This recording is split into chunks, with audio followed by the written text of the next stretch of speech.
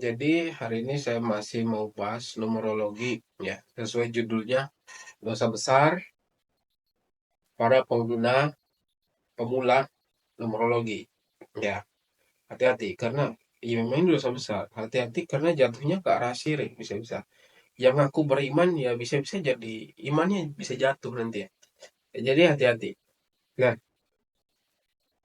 sebelumnya saya minta maaf ya kalau ada suara-suara motor, mobil lewat, suara orang lewat karena pas di sebelah saya ini itu jalan raya. Jadi ya mau gimana mau buat konten terganggu. Nggak ada ruangan kosong, nggak ada ruangan yang aman. Ya jadi mohon maaf sebelumnya ya. Oke, saya lanjut lagi. Kenapa saya sebut itu dosa besar ya? Karena memang nggak aman jatuhnya ke syirik gitu. Jadi misalnya kayak gini loh. Kan kan ada tuh kita punya tanggal lahir, kita punya bulan lahir, kita punya tahun lahir, ya.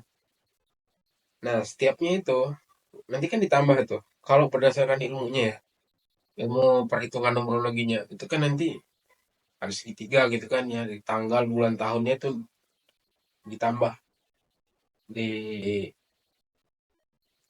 nanti didapat dua angka terakhir, didapat dua angka, baru dua angkanya itu dijumlahin lagi. Dan didapatlah hasilnya satu angka. Nah, yang satu angka itu, kan kita artiin tuh, misalnya angka 5. Oh, ini orang akarnya akar 5, sebutannya si akar ya. Oh, ini orangnya akar 5, ini cocoknya jadi model. Ya itu ada, saya lihat orang luar kayak gitu, orang orang Amerika kalau nggak salah ya. Ya dia bilang, oh cocoknya jadi model. Terus dia punya hasrat seks yang kuat, daya tarik yang kuat, orang nomor 5. Langsunglah orang-orang percaya. Tuh. Orang yang nomor satu, yang punya akhir LP nomor satu itu cenderung cocok jadi pemimpin. Nah, misalnya langsung ditelan mentah-mentah, yang kelima langsung jadi model. Wah, yang angka satu langsung terjun jadi pemimpin. Itu kan itu kan kurang kurang ditelaah lagi maksudnya kayak gitu loh. Kurang ditelaah lagi. Nggak bisa juga kita orang yang LP1 itu langsung masuk ke kepemimpinan. Ya memang bisa-bisa aja. Cuma ya kadang kan ada hal yang membuat dia tidak cocok. Ya, ada hal yang membuat dia tidak cocok sehingga nggak bisa dia langsung jadi terjun pemimpin. Misalnya pemimpin di kantor atau di perusahaan kayak gitu kan. Belum tentu. Pemimpin di komunitasnya bisa juga. Pemimpin di bisnisnya bisa juga. Nggak harus pemimpin kayak di perusahaan, pemimpin di mana gitu, atau di sebuah perkumpulan kajian bisa juga jadi pemimpin. Ya, artinya sifat sikap kepemimpinan itu dia punya, tapi bukan berarti profesinya harus pemimpin.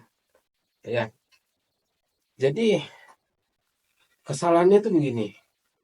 Kita cari akar angkanya, life path-nya satu misalnya. Oh, contohnya kamu jadi pemimpin. Kamu harus kerja begini, begini, begini. Kita saranin. Di sana harus bisa memimpin kayak gitu. Orang yang nomor dua itu cocoknya jadi pendamai misalnya, tukang ngomong, ngantarin ngomong, atau bahasanya kayak menteri-menteri gitulah ya, menteri-menteri yang juru bicara kayak gitu loh. Ya.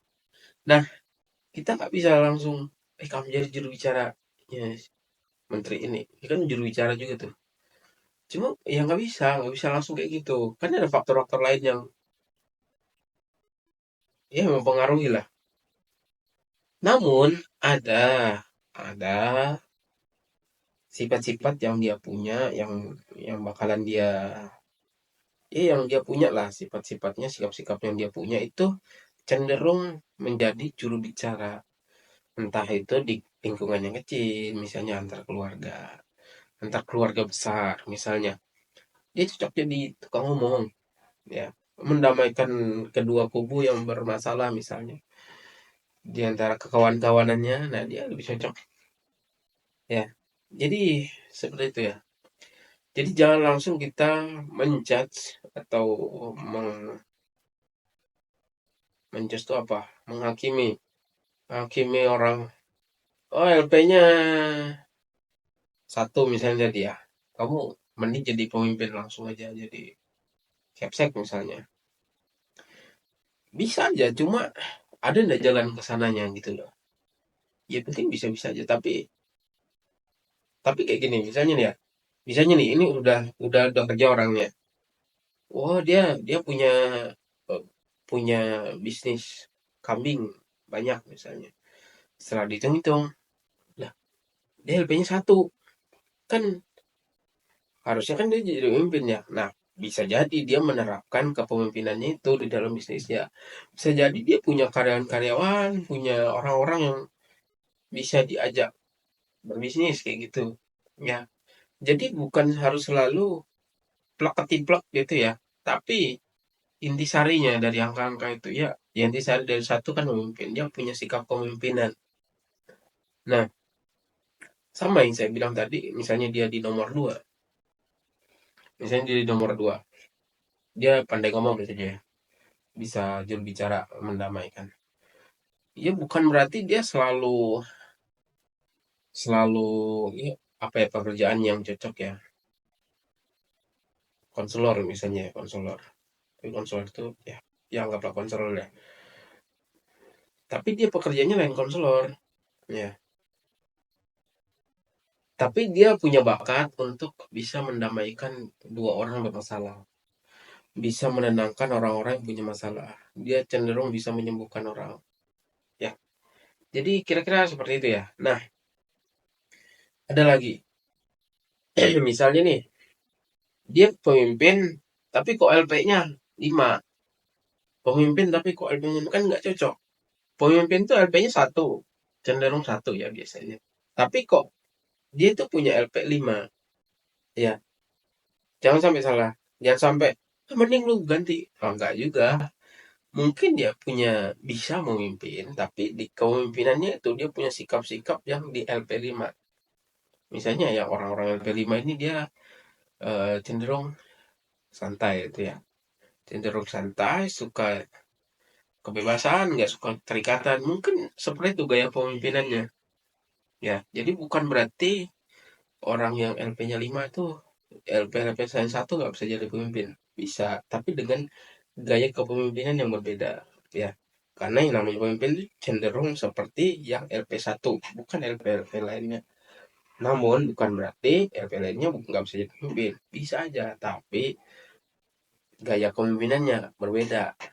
Ya, yang satu mungkin tegas, yang satu santai, yang LP5 seperti itu.